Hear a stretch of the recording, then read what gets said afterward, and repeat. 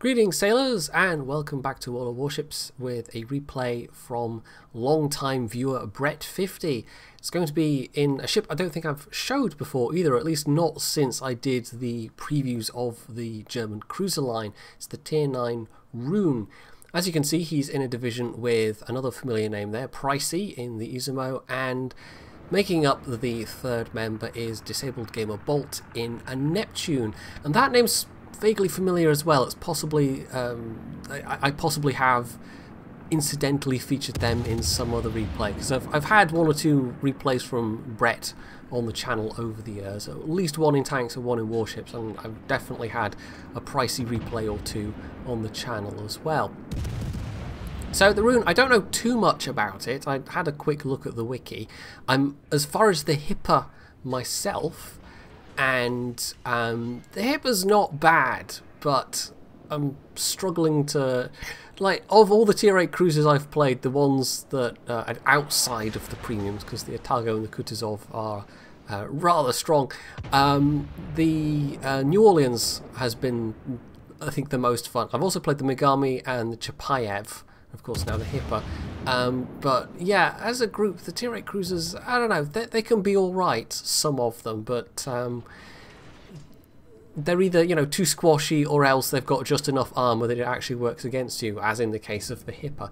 And I don't know if that's really the case with the Roon. I know it does have decent armour for a cruiser, but as I say, sometimes that can work against you. You end up taking more regular penetrations as versus overpens, which obviously are going to do less damage. There is one notable thing about the Roon though, which is that it's got that rather odd turret arrangement. It's not that odd for the German cruisers overall. I mean, the Nürnberg and the Königsberg both have two turrets at the rear as well, but for a high tier cruiser it is fairly unusual, and it means that you have reasonably effective firepower when you're having to run away from things, but you are going to have to maybe show more angle than you'd want to get all of your firepower available when you're on the offensive, which, you know, all things going as they should, you really should be, but of course that's not always going to be the case. The guns though, I mean, you know, German 8-inch AP, it's going to be rather good. I think they are triple turrets, so it's going to have one more gun than the Hipper available. It's got that rather nice German AP, of course, and overall I don't know, it just, like, you don't see a lot of people getting excited about this ship, but it just seems like it's reasonably capable and maybe not flashy or spectacular, but you know that it's okay. But this game is definitely not going to be just okay. This game is going to be rather good.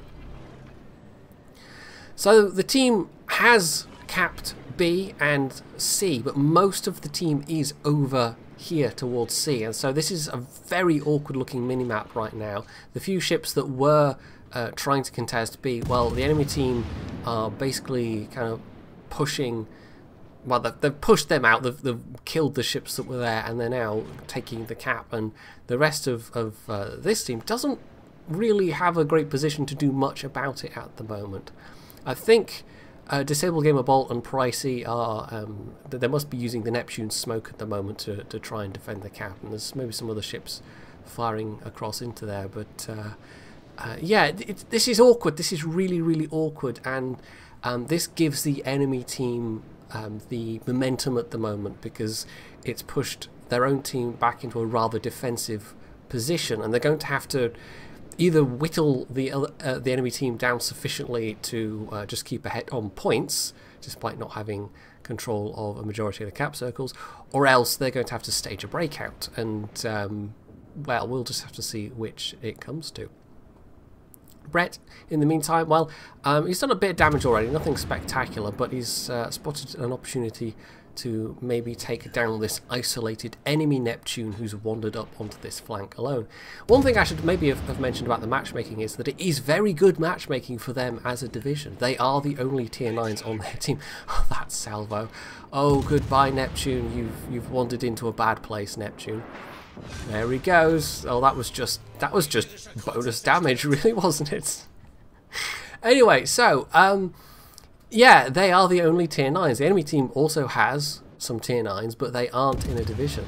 So although the matchmaking is very equal, it's mostly tier 8s with 3 tier 9s per side. That gives their team maybe a slight advantage, or specifically gives their division maybe a slight advantage. Although only, you know, as I've said, only Disabled Gamer Bolt and Pricey are immediately working together at the moment, and Brett's kind of not gone off on his own exactly. He was more responding to that Neptune, I think, and trying to pick up that kill, which he did in fine style. But that now has put him maybe a little out of the action. Although having said that, you know, there are still some things to shoot from this position. It does have a decent range, this. You know, the German cruisers as a whole do get decent ranges, although like the base range doesn't look that good, but I think you can actually increase the range with the module, so I'm not sure what his range overall is going to be. But you know, that was one of the saving graces going through the York, is that if the York had the same range as the Pensacola, for example, then I think that would have been a much more frustrating experience to play. But on the whole, having now ground through the York to the Hipper, that was quite a painless grind. I can't say I'm a fan of the York, but compared to going through the Pensacola or even like the Stores, yeah, it was okay. I had some pretty nice games in that thing. In fact, I've actually got a replay. I've put one on the channel already. I've got another one where I can't remember if I quite managed 100k damage, but it felt like a reasonably good game for the York anyway. So trying to set a fire or two on this Bismarck. I mean, the Bismarck is broadside enough that AP, I think, would be a viable choice, but this is at longer range, so of course the shells would be losing penetration. And now that the Bismarck's starting to angle away, well, you know, HE is the shell of choice here. So if you can get a fire going, another fire going, because the guy extinguished one already, then that would be ideal. But so far, no dice. He's only set one fire with the couple of HE salvos that he's put out. The Bismarck that had come down on this side as well does seem to just have gone like pressed down completely. So it's not looking like things have stabilised a bit. You know, they've pushed out a bit. The enemy team has actually fallen back, and they never quite managed to cap B up until this point. But this is still a rather messy looking situation. Their team is scattering a bit, so that Bismarck in the south probably won't do very well. They've got a Hipper and a Bismarck and a Lo Yang to the west that are trying to maybe do something from that flank, but they are isolating themselves from the rest of the team, just given the islands, how they work here on this particular map. So maybe another fire on this Bismarck if he's lucky, but no. He's done a bit more damage though, up to 86k already, and that alone is quite a respectable result. That's not too bad at all things considered. No kills yet, apart from that Neptune though. So just looking for more targets of opportunity. The enemy team, like, they weren't, I guess they, like, it can happen that sometimes that way, like you'll end up with a team that has seeming map control, but then they just come across this big knot of enemy ships, and if there's still sufficient ships left alive, that can actually pose a significant problem. You can end up walking into just a hail of shells that can end up you know, decimating your team, and that's kind of what happened to the enemy team. But their own team is still down on ships, and they are still down on points, especially as they've finally lost B. And nobody was really getting points from B while it was being contested, so it was relatively even in terms of the points game. But the enemy team has pulled ahead in terms of the kills, but only just. I mean, Pricey just brought it back by one in their own favour with his first kill against was that Bismarck. So it's not too bad at the moment, but this is shaping up to be a very close game, just looking at the points and looking at the minimap. So trying not to give broadside. He's actually now in a somewhat comfortable position in that he's got his two rear turrets available, and this is probably, you know, where you want to be in this ship. Trying to get all of your turrets available is, you know, it's going to be a bit tricky. And I don't think this is an especially manoeuvrable ship. The rudder shift time doesn't seem to be particularly great, and the turning radius doesn't seem to be especially great either. But he does at least have some other compensations. As I've said, it does have a bit of armour, which might yet come in useful. And it's also got German Hydro and pretty good AA for being tier 9. I think it's got, is it like 100 just from its secondaries alone, its dual purpose guns? Something like that. So, you know, it's got decent base AA, and it's in a position where you can actually buff that AA quite nicely. To the point where possibly taking Hydro is, you know, the thing that you want to do rather than defensive AA. So we've come down to 4 ships and the carrier versus 5 enemy ships and the carrier, and the carriers are I've not really talked too much about them. So they've been kind of doing their own thing, but they've left Brett alone, which has been the main thing. And at this point he's sort of, I mean, he's trying to position himself to get closer, I think, but this is sort of put him in a position where he's now pushing forwards and maybe pushing towards more ships than he wants to push towards, but he can't really turn away that easily without putting himself at risk. And he's actually getting a little bit lucky here with the shells from the Donskoy, and you can see how much he's having to turn to get those rear turrets out to actually to do something. And this is quite a healthy, you know, enemy pair of ships here. So this is not exactly ideal, and I think his plan at this point is just to try and get to the cover of the island, just limit the number of ships firing at him. So of the other ships that kind of went north, only that Bismarck survived. I think the Lo Yang, and what else was it? I can't remember. There was something else, but they both died. So that Bismarck is on low enough health that, you know, he can give some fire support, but he can't really take any sustained focus at this stage. So fortunately for Brett, his plans kind of worked. The Donskoy has gone behind the island and might actually be trying to come round from the other side. It's not quite clear right now, but that just leaves this Bismarck to deal with.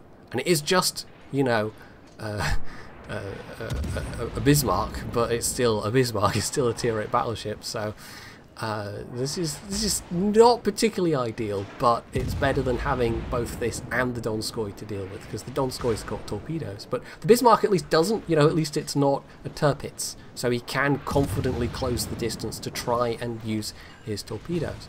This is one of the other things that is maybe a bit of a downside for the Roon, in that it only gets 1 set of torpedo launchers per side, and the Hipper, in fact even the York, had 2 quad sets, so if you could get in close with those 2 quad sets of torps, you can do some serious damage. But this Bismarck is now on low enough health that it looks like he should be able to finish him off with the torpedoes. And with the Donskoy having pulled back, this has made it basically a one-on-one engagement, and he was able to do that, and we can enjoy the new effects, and it all looks rather nice. But he's now in a position to get fired at by the Donskoy, who I'm not really sure what they're doing, to be honest, and it's not been, I don't know, they weren't really supporting their ally, they weren't trying to flank around from the other side. I don't know what the Donskoy was doing. Meanwhile, we've had the carrier come after him, and he did shoot down most of that squad without the benefit of having defensive, but that lone torpedo got through. No flooding, but his steering has been knocked out. And it was a slight miscalculation running aground like this, but maybe that's just where the not particularly manoeuvrable nature of the Roon comes into play, that dodging that as you maybe could in another cruiser would not be possible. Although, you know, not all the tier 9 cruisers, the Donskoy itself, I'm now up to that on NA, yeah, that's also not very manoeuvrable, but that's what you expect out of a Soviet cruiser. So he's managed to punish this Donskoy rather heavily, and he's also bounced a fair few shots himself. I mean, some of those might have been the RNG saving him rather than anything else, but yeah, I think the armor's held up rather well. Meanwhile, over on the other side, Pricey and Disabled Gamer Bolt were pushing around, and Pricey was on very low health. I don't know if you caught that, whereas the enemy, Iowa was it, was actually quite healthy. So that was a good trade, actually. You know, that situation where you've got a very low health ship and you're facing off against same tier or maybe even higher tier ship, yeah, it gives them less guns, but Pricey was probably going to be sunk anyway, so under the circumstances, taking down a much healthier ship with you that your teammates then no longer have to deal with. You know, that might have been absolutely critical. So it was an even trade in terms of points because they were both battleships, but in terms of taking the enemy guns out of the game when Pricey was almost certainly going to go down anyway, yeah, that could make a difference. That could make a real difference. So more planes coming for him. He's got his catapult fighter up. Fortunately, none of those actually hit. I think it's an Enterprise. Yeah, it's the Enterprise on the enemy team. We actually got a brief glimpse of them, and Brett was able to put out one shot, but resisted the temptation to go after them, because although an Enterprise's worth of points would have been useful right now, they badly need the cap point because they don't have a lot of time. But even with that cap point, they still need at least a kill. And hello, Dmitry Donskoy. Yes, just at that moment the Donskoy appears, and he's not got a lot of health. He's only what was that, like 8-9k behind Brett himself, but just the armor there coming in useful. The Donskoy just showing a bit too much broadside, and well, they're still not ahead on points, but there's just enough time in the game that they might make it. So I've sped this bit up. I'm not going to keep you on tenterhooks for too long. So there we go, 10 seconds, and they've overtaken and they've won. So that was incredibly close at the end, and there was just, I don't know, a couple of things that really came about there. Pricey taking down that Iowa and Brett going for the cap instead of the carrier absolutely were crucial. So 3,067 base XP with 3 kills. I mean, the whole division did fairly well.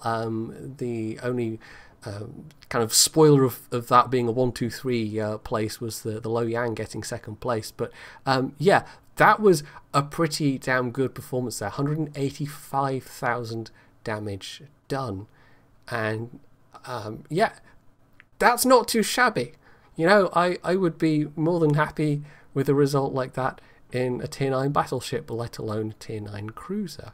I've come close once or twice with, you know, like the Kutuzov. In fact, I've probably had like 180k games with the Kutuzov, but it feels really cheap because you're just spamming people with IFHE HE shells over and over again and setting fires over and over again, and it really wasn't about setting a lot of fires in this one. You know, you think high damage, high tier cruiser gameplay, and you think, oh, must have set lots of fires. But he had, what, 10k out of that 185k be fire damage? He had a total of 3 fires in that game, and the rest of it was a combination of AP for, let's see, almost 150,000 just from the AP, and then 25k from torpedoes. So, yeah, that was a pretty damn good game.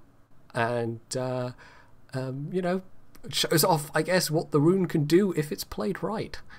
So hopefully you enjoyed this replay, and if you did, you can leave any comments below, you can hit the like button, you can sub to my channel if you haven't already, and as always, stay tuned for more.